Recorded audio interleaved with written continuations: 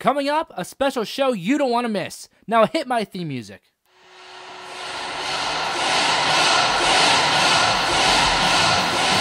It's time to tap, because the Angle Podcast starts right now.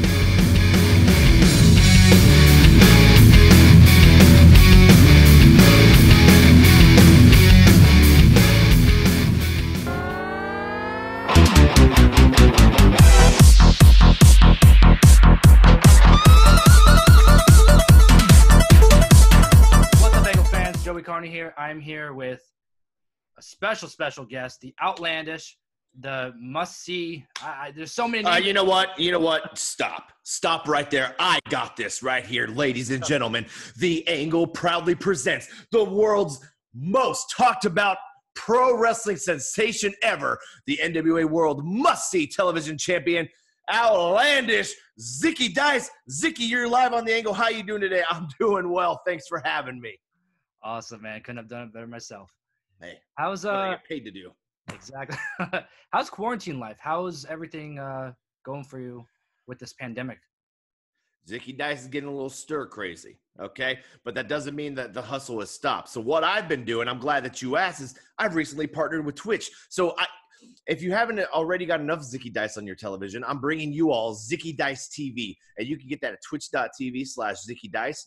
I've been working on that nonstop. I'm looking to get my first stream going up here in June, and I've got a bunch of wild, outlandish shows planned, and I'm looking to take over the internet. It wasn't until about a few weeks ago I actually found out what the internet was. Being a time traveler from 1984, it's difficult to figure out, but I'm getting there. You'll get there. I'm sure you'll get there, especially with all this time on your hands. I should have never time traveled to 2020. I'll tell you that. Huge mistake. How's the training changed with not being able to go out to the gyms and really just daily life? I know that. It's been a pain in the ass, to be honest. Believe it or not. I was doing Sean T's Insanity workout videos, something to follow along to at home. A lot of body weight stuff, a lot of running, a lot more walking the dog, and I missed the gym very, very much. I was driving an hour north for a little bit at one of the training facilities here at Gold Rush in the Bay Area, and was able to get some ring time in, and they had a little bit of weights, which is cool, but decided to kind of linger around the house a little bit and stay safe a little longer. Awesome. Yeah, I'm actually from the New York area, but right now I'm actually in Florida, so trying to enjoy that weather, enjoy some downtime while we can. Absolutely. So what of I mean you're one of the most interesting characters today. I mean, there's really no one that's like Zicky Dice, no one that really moves, talks, presents himself like Zicky Dice. And you have an interesting backstory. I mean, you started training in 2015? Yes, 5 years ago to the day. And you were with Seth Rollins, I believe, right? Yeah. I packed up, wrapped up tour. I sang in a band called Heart to Heart. We were on tour when this proposal came up, and I was acting like a jerk on stage in Nashville, Tennessee. I remember the exact night. And my buddy John James Ryan Jr., who I keep up to date with my wrestling career. Anything cool that happens, he's one of the first to know, because if it wasn't for our conversation, I wouldn't be here talking to you right now on this podcast. So I was acting like a jerk. He said, "Hey, I got to talk to you at the end of the night." And I thought we were getting kicked off the tour, to be honest, because we were the opening band on the run with 4 Years Strong. And he's like, "Listen, dude, you need to become a professional wrestler." He's like, "I think you'd be so successful in this business, and you're agile, you're entertaining, you've got it." So I said, all right. So I text Seth Rollins, who I met through the music scene at the time before his call up. And I said, "Hey, I want you to train me." And he said, "Ha, ha, ha, ha. Are you serious?" I said, "I'm going to be better than you are one day." So he said, "I'll see you May 1st. So I packed everything up. And 5 years ago, I had just started training at the third class of the Black and Brave Wrestling Academy. And I had my first match in August of 2015 and been making waves ever since. Wow. What was the overall experience? What did you value most? I mean, you were with Seth Rollins before that huge call up, and now where he is today. What did you get most out of really learning from him? Well, I broke into the business a little later than I had wanted to, but not that I regret or anything, because I took the music route first, and I wouldn't trade those times or memories for anything. It's it's helped create the man you see here. But what was very cool about it is I actually live 2 blocks away from Levi Stadium as we speak right now. And I was at WrestleMania 31 when he cashed in. And it was 2 weeks later that I moved to train with him. So I was one of 12 to be trained by a current WWE champion. So there's not many people that can say that. And I literally sold everything I had. I put everything I had into this. And he'll tell you himself, he thought I was going to bullshit my way through this from coming through the music background and whatnot. But I didn't take no for an answer, and I proved him wrong, and I continue to prove everybody else wrong. So I went in and I just listened and I observed, and he's we can argue about it if you want, but in my opinion, one of the best in the world. Oh, 100%. And I wanted that on my resume. So that's unique to have on the resume, and it's also like a really big factor. So that's, I don't know, to me, that's really, really impressive that you were able to do that and learn so much, and look where you are today. I mean, absolutely. And then from there, I went to Ring of Honor, had a tryout and seminar, and I was told no. From there, I went to, they opened up the New Japan LA dojo. I went there and I was in the ring with Shibata, and I rolled around with Okada. So there's, I've gotten my little championship roll arounds, you know what I'm saying? Got a little hands on there. And that's why I'm holding TV gold now. But it's been a learning process, and I didn't want to take no for an answer, and I wanted the absolute best under my belt. And so, hey, this is my resume. Boom, this is what I have to offer. And like you said, in my 5 years of traveling and working the indies and being on the grind, I just observed everything, and I said, what's going to make me different? What's going to make? And then Outlandish Zicky Dice was born. Wow. So back to what you were saying about the music. I know you're in Heart to Heart, and by the way, Insufferable, great. I love the song video. It's really awesome. You guys signed to a label before you were in wrestling or during wrestling? What was it? All of the above. Before Heart to Heart started in 2009, we signed to Anchor 84 Records with 2 releases there, an EP and a full length. And then from there, we signed to Pure Noise Records. And then we kind of took a hiatus, if you will, so I can go and train and become a professional wrestler. And then recently, this past Valentine's Day, released Heartbreaker on In Vogue Records. So we're currently signed with In Vogue Records at the moment. Very nice. And growing up, were you a fan of the business at all? Were you ever exposed to it, or was it just? Oh, absolutely. I grew up in a wrestling household. My older brother and my dad got me into professional wrestling. And that from there got me into freestyle and Greco-Roman wrestling. So I wrestled from ages 5 up to my sophomore year. I was pretty damn good. 2-time national champion, Greco-Roman, freestyle, Sambo. And then my father had passed away, and that's when I found punk rock and hardcore and got into the music scene. And then like I said earlier, music brought me back around, and here we are. Same circus, different game.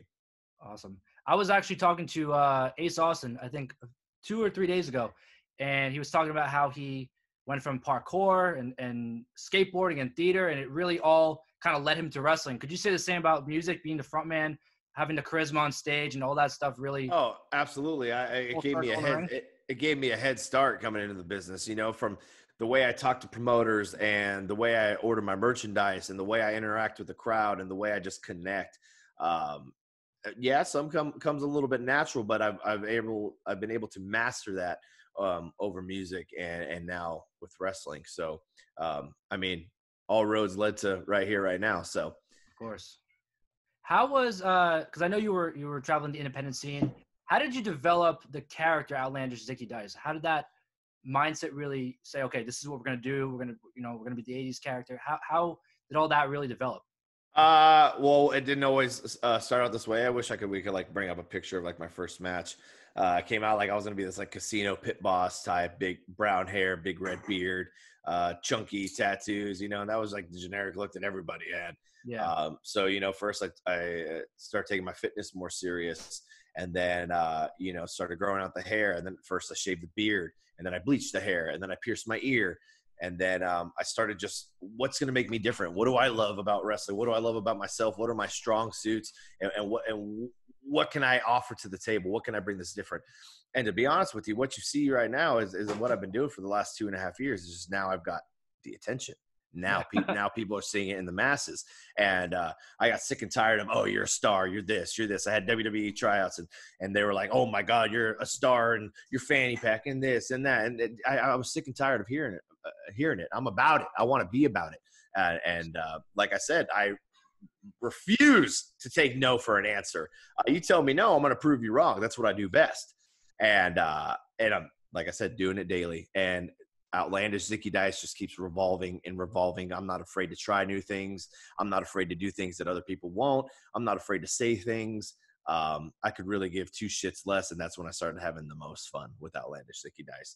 So what you see is me. Like someone asked, like, what is my inspiration? But it's my life. It's my past, my trauma, what I see, and what I expect, the way I want to entertain, the way I want to deliver. That it's all thrown into a pot and mixed around, and then that's what you get. Of course, and you can see through your music videos over time the transformation that of that period where you were talking about before with the beard and the hair, and to where you are today. And it's really just it's crazy to see that the whole transformation, and then to see the character today, how popular. I mean, you came into NWA and within weeks it was just wow. Let's go ahead and talk about that for a second. Why don't we talk about that? Because it's an interesting story. Okay. I'm going to go ahead and shoot the shit with you straight, just like it was. I almost threw in the towel. I wrestled DJZ, who is now Joaquin Wilde on NXT. I wrestled him and I got fed up. I was out of town. I was sick and tired, and I almost quit that night. I was like, you know what? I don't know what else to do. I've had my tryouts. I've flown myself here. I'm not getting responses from emails. And I've been touring and playing music in the gig life for a while, right? But I knew this is what I was destined to do and born to do. So I kept pushing for a little bit longer, and I pushed harder. And I got in my carload. We were working championship wrestling from Hollywood. I've been working on and off there for 3 years, and never once was able to cut a promo, never once a backstage segment, nothing live. And I never complained about it because I knew when my time would come, I would over deliver, and that would be that. So our carload started talking pretty heavy about, what I'm talking about now, and we don't know what else to do, and how are we going to get the attention, and yada, yada, yada. And we get to the show a little early, and they're looking to film some promos, and I was standing right there, and they said, hey, Zicky, you're here early. Why don't you get dressed and cut a promo? I said, okay. I went up there, I said 7 words, and I was immediately pulled around the corner. Someone's like, Zicky, come here. Excuse me. Flair. My dog, Ric Flair, likes the story. So I get pulled around the corner, and there's David Lagana and Billy Corgan, and Billy Corgan grabs my hand, and he's like, whoa, look at you, your hair, your earring, your fanny pack. He's like, what are you doing December 14th? And I sat there, I was like, the date sounds familiar in my head. I was like, oh, me and my fiance just planned a snow trip. I was like, absolutely nothing. I'm completely free. And he said, well, how would you like to work with for myself in the NWA? And I said, I'd absolutely love that. And he said, okay, David Lagana will reach out to you on Monday. I said, okay. So we made the plans. I went to the first taping. I was there for the pay-per-view, and I was debuting the next day on season 2. And Lagana had let me know, like, hey, are you having a good time here? I said, yes. He said, okay, well, just to let you know, we got you on this set of tapings and the next, and, we'll go from there and see if we can find a spot for you. And I said, okay, absolutely. And I watched my first match back, and this is what I absolutely love about my NWA debut, is they're completely silent when I walk out. And if you watch the last match right before this pandemic went down, just the reaction I get just from walking out of the curtain. I had one of the producers, Billy Trask. I don't know if I'm going to get him in trouble for saying this, but he sent me a raw clip of the audio. They had to turn the audio down from the amount of boos and reaction that I was getting from the crowd so you can actually hear commentary. And that's when I was like, baby. Yeah. And then the rest is history. And it was just a few moments later that I pinned Ricky Starks and had to keep my mouth shut about it for 3 months. I know that taping, the whole aspect of the taping must drive guys like you crazy. I mean, you can't say anything. You can't do. You can't. Oh, dude! And then the title episode was pushed back because they added some stuff in between. And I was like, oh, dude, I need this. And then boom, there it was. And not to mention, I hold a title that has so much history and lineage behind it. And let me ask everybody watching now. Let me ask you while we're here right now. What happened to everybody that held that title after? What? Oh, Mega stardom. That's exactly what happened. So history tends to repeat itself, and I can't break the trend now. We all know what's coming next. And now the NWA has graced me with the Lucky 7 rule. And because of this pandemic, I want to prove what kind of fighting champion I am and defend my title 7 times in one night when Powerrr comes back. So then I can get my hands on what I call the 10 pounds of pink. Gotcha. And the rest is history. Who knows what I'll do after that? Whatever I want. Whatever I want. And that title, I mean, NWA in general, it's so unique compared to all the other options that are out there today. I believe it's more promo based, of course, the wrestling, but majority of it is that promo, the mic skills to really get yourself over. There's no music, there's no, bells and whistles. It's just, this is who I am, and it's really, and it fits you perfectly. Thank you. Fits you perfectly. What about NWA is your favorite aspect opposed to other options, I guess? Oh, man, the crowd for one. Like I said, we film a whole season in a weekend, and they are there every single episode. Like for instance, my match with Ricky Starks and Matt Cross, I pinned Ricky Starks, and then we go in the back, and we're filming Ricky Starks versus Zicky Dice next show right off the bat.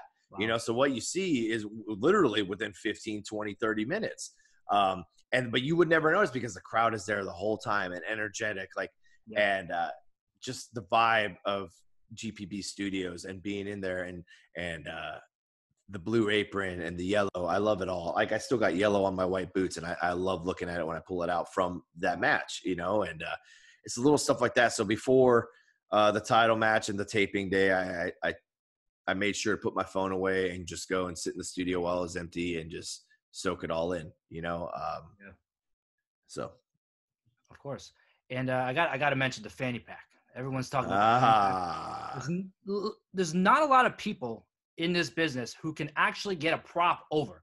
I was just gonna say, name someone else that can get a Fanny Pack as famous as Zicky Dice. Exactly, and being worth $16,000. I mean, and not to mention, I love the $16,000 thing became a thing because that all came off the top of my head right then and there. Actually, I don't even know what the hell he was talking about. I just took over and came up with the Dice is right.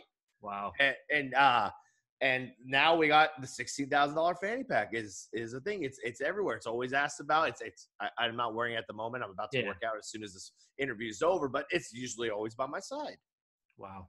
And I see, I don't know if it's on your website or it's on the end of selling the at ZickyDice.com. We are selling $16,000 Fanny Packs, but if you head over there right now, I'm going to go ahead and give you the promo code OUTLANDISH, which gives you an outlandish discount. I think it's almost $15,000 plus in savings. Wow.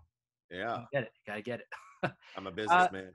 So social media right now, I mean, is prized possession for wrestlers or, for this business in general right now, especially with the pandemic and everything.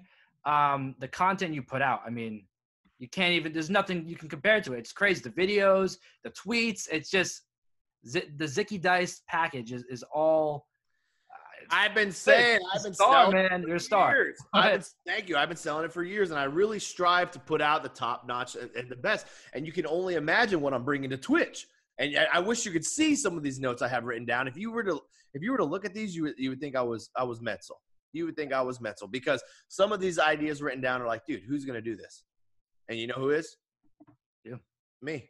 That Tiger King parody was hysterical. and you know what? I did that. The documentary came out. I binge watched the whole thing and busted that out before everybody else did, to be fair. Yeah. I mean, that's the way you got to capitalize on, especially with right now, everything going on. I had a Brandon Dassey shirt that came out a few years back when Making a Murderer came out when that cycled through. I'm sure we can look that up, but I just jump on the opportunities. My brain is I got ideas flowing constantly through it, so I just grab them and go with them. Sometimes they're not the best of ideas, but I do them anyways. Of course. So really with the pandemic, we're talking about it now. How has the social media game really change your mindset on the business with everything that's going on right now, because everything is online right now? How once again, I don't know how much I can say about this, but there's a few things. I just got off a business call with NWA before this, and we've got some cool online content coming out. And what I strive for, like I said earlier, is to be different. You know, everyone's starting a podcast. Everyone's starting this. And especially now, the camera that you see me through is I got hustled on the street because everyone bought also the streaming equipment out there right now. So it's what's going to make it different. Yes. And I believe this from the MySpace days, and I used to take this back with the music, is social media is the best form of promotion. It's free. It's out there, and you get out of it what you put into it, right? Of course. So what's going to make you different? What's going to make you stand out? What's going to draw something with me is I have short focus. So if your video or interview doesn't draw me in within the first few seconds, you lose me. So I really strive to put that in the creation of my content and be like, how am I going to get them? How am I going to keep them? What's different, you know? And how am I going to get them to go talk about their buddies with this or share this? But yeah, it's crucial times right now, and a lot of people are on their phones, and it'd be a damn shame. And I don't think I'd be able to sleep at night if I wasn't entertaining the masses. Of course. Well, look at a star, for example. I spoke to him last week, Christian Cobain. You know, really making a huge impact on Twitter right now. He said in an interview I had with him that he wasn't anywhere where he was now with this whole his Twitter success. And he actually mentioned a fan asked in one of the questions that I was talking about. He asked if there was a welcome back battle royal that they can have. That one of the first names he mentioned was you. He wanted you in that battle royal. So is there really any like dream opponent you can say that is on your mind, or not even a dream match, just a match you would enjoy most? I've got a few. Well, since it's up there, my dream match is Seth Rollins. I've said that many times before, student versus trainer, but there's a few guys out there. I just got, I don't know. There's a few guys in Ring of Honor I like to whoop their ass. You know, I like to get in there with the Peacock, you know, a little bit and see what's up, see what Dalton Castle's made of. There's the list continues. You know, I would love to wrestle Jake something. I say that often. There's a few guys that come out of Black and Brave I would like to put on the map, help get some eyes on them. The list continues. I still, let me put it to you this way. I still have yet to wrestle in Japan, Mexico, Europe, and like that's what I want to do. That's what's next for Zicky Dice, and whoever I cross paths with along the way, so be it.